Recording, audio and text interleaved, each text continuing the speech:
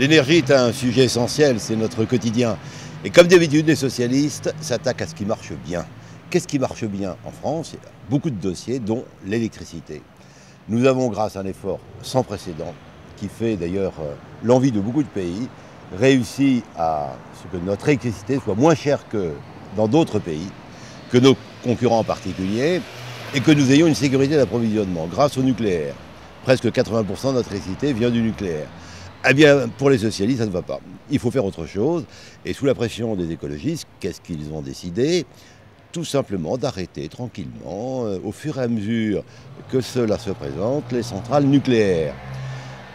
Au terme des 5 ans, c'est-à-dire que d'ici à 2017, il y aurait 24 réacteurs sur 58 qui seraient arrêtés. Alors, vous me direz, comment fait-on pour fournir l'électricité?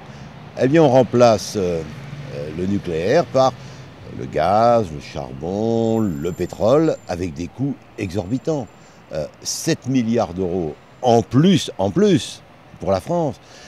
Des augmentations qui se situeraient entre 45 et 80%, mais dans le court terme.